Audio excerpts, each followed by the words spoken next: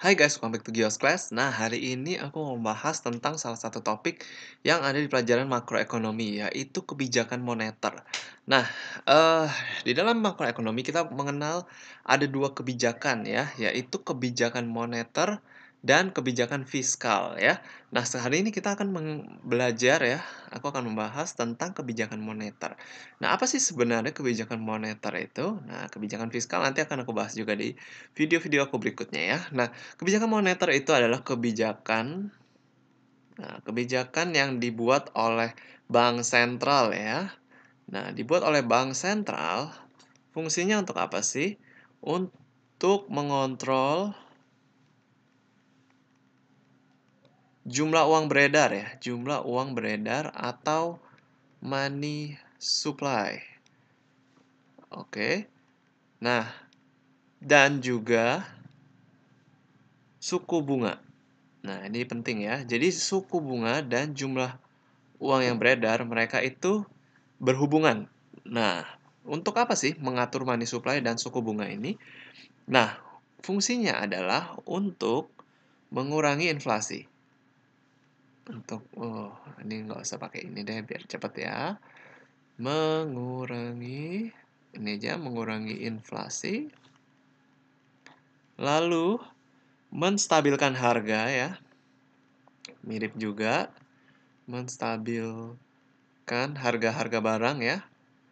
Dan juga yang terakhir adalah menstabilkan harga dan nilai tukar mata uang atau exchange rate ya, mata uang dari negara tersebut. Nah, yang pasti negara itu ingin inflasinya stabil ya atau kecil sih sebenarnya. Ingin inflasinya itu rendah. Nah, lalu ingin juga harga-harga barang itu stabil dan nilai tukar mata uangnya itu juga stabil gitu ya. Nah, untuk itu mereka memiliki namanya kebijakan moneter, yaitu kebijakan yang dilakukan oleh bank sentral untuk mengontrol jumlah uang yang beredar, money supply dan suku bunga ya. Nah, ini untuk goalnya ini menekan inflasi, menstabilkan harga dan nilai tukar mata uang dengan mengontrol money supply, jumlah uang yang beredar di pasaran dan suku bunga ya. Nah, kenapa seperti itu? Jadi seperti ini ya. Logika di balik kebijakan moneter adalah perubahan pada suku bunga atau interest rate ya, itu akan mempengaruhi konsumsi ya. Konsumsi atau kalau di komponen di dalam GDP ya, kalian ingat di dalam PDB itu kan komponennya C plus I plus G plus NX ya atau net export. Nah, di sini ketika interest rate itu diubah ya, dinaikkan atau diturunkan gitu ya. Nah, itu yang berpengaruh itu adalah konsumsinya, konsumsi dan investasi. Nah, konsumsi ini C ya kalau di dalam PDB. Nah, terus habis itu dan investasi ya, I. Nah, kenapa konsumsi dan investasi ini berpengaruh ketika interest rate diubah? Nah, karena ketika interest rate diubah, katakanlah ketika suku bunga dinaikkan ya, ketika suku bunga dinaikkan, orang akan lebih banyak menabung dan akan mengurangi konsumsinya. Dan juga ketika suku bunga naik, interest rate naik, orang itu akan mengurangi investasinya gitu. Karena lebih baik mereka menabung daripada mereka meminjam uang dengan suku bunga yang tinggi gitu ya. Jadi ketika interest rate naik, ini pasti akan berkurang. Konsumsi dan investasi akan berkurang. Nah, ketika konsumsi dan investasi ini berkurang, ya, ketika C dan I ini berkurang, nah otomatis pasti PDB-nya ini juga akan turun ya. Nah, kalau kalian ingat di penjelasan aku di video aku tentang agregat demand, PDB ini itu kita sebut juga agregat demand ya atau permintaan agregat gitu. Nah, itu udah aku bahas ya di video aku tentang permintaan agregat atau agregat demand. Kalau kalian belum nonton, kalian boleh nonton dulu ya video itu. Nah, jadi ketika uh, interest rate naik, konsumsi investasi turun, otomatis agregat demand atau PDB-nya itu akan turun juga ya. agregat demand sama PDB ya, nah itu akan turun juga. Nah, gitu ya. Nah, sekarang di sini aku akan membahas ada dua ada dua apa ya, ada 2 kebijakan moneter itu bisa ada 2 hal yang dilakukan di dalam kebijakan moneter.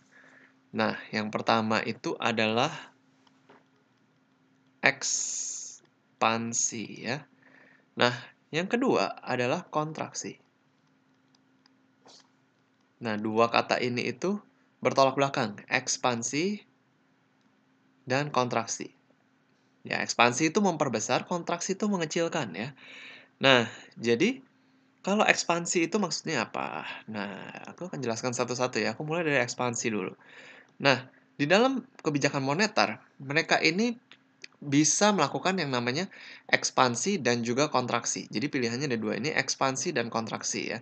Nah, ekspansi ini dilakukan ketika kondisi negara itu terjadi pada waktu resesi. Nah, jadi ketika pada waktu resesi, pemerintah akan melakukan yang namanya ekspansi, kebijakan moneter ekspansi. Nah, apa nih ekspansi? Kebijakan moneter ekspansi itu adalah mereka akan melakukan atau meningkatkan jumlah uang yang beredar di pasaran. Atau money supply-nya akan ditingkatkan agar uang itu lebih banyak di pasaran ya. Nah, otomatis nanti akan menciptakan lebih banyak lebih banyak investasi, lebih banyak penyerapan tenaga kerja, otomatis ujung-ujungnya pengangguran itu akan berkurang. Nah, ini adalah ketika ekspansi ya. Jadi ketika ekspansi itu dilakukan ketika resesi, pemerintah, atau sentral bank ya, bank sentral itu akan meningkatkan, money supply-nya sehingga ujung-ujungnya akan meningkatkan investasi, konsumsi juga akan meningkat. Nah, ini nanti pengangguran akan berkurang.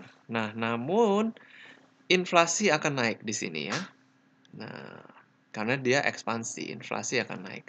Nah, ibaratnya kalau ekspansi ini, kalau aku mau ngomong, ini adalah ngegas ya, pemerintah tuh lagi mau ngegas perekonomiannya. Perekonomiannya lagi lesu, lagi susah, digas sama pemerintahnya. Itu namanya ekspansi. Ekspansi itu jadi ngegas, biar ekonominya tuh melaju gitu ya, biar biar jalan gitu, biar penganggurannya berkurang, nanti inflasi akan naik sih sebagai ininya ya, sebagai dampak sampingannya gitu. Nah, itu adalah ekspansi. Jadi ngegas ya ekspansi.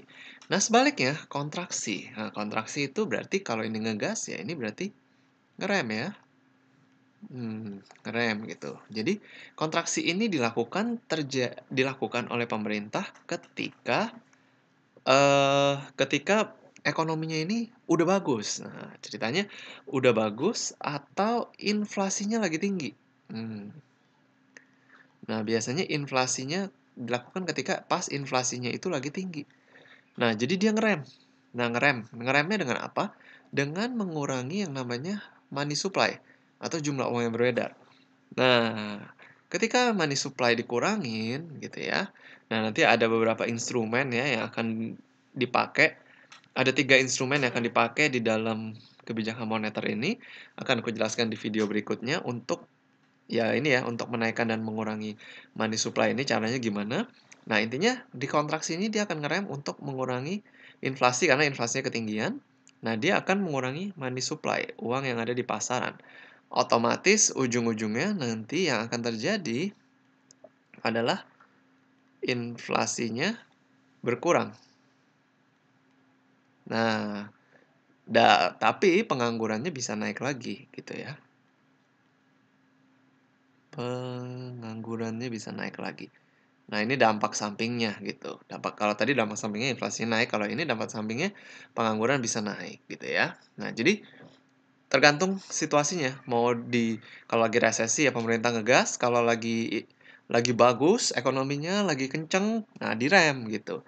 Nah, kenapa direm? Ya ini inflasinya nggak bisa terlalu tinggi juga gitu. Jadi kondisi negara itu nggak bisa terus maju maju, lari terus gitu ya. Nah, karena nanti inflasinya terlalu tinggi, bisa berbahaya bagi negara tersebut juga gitu. Nah, makanya direm biar inflasinya turun, harganya stabil, mata uangnya stabil gitu ya.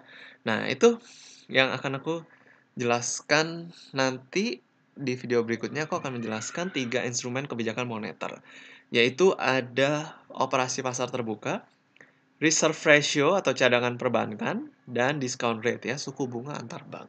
Nah, akan aku jelaskan di video berikutnya. Nah, untuk hari ini aku jelasin tentang dasar dari kebijakan moneter dulu ya. Nah, kalau kalian ada pertanyaan, kalian boleh tulis di kolom komentar ya. Thank you guys for watching this video. See you again in next video.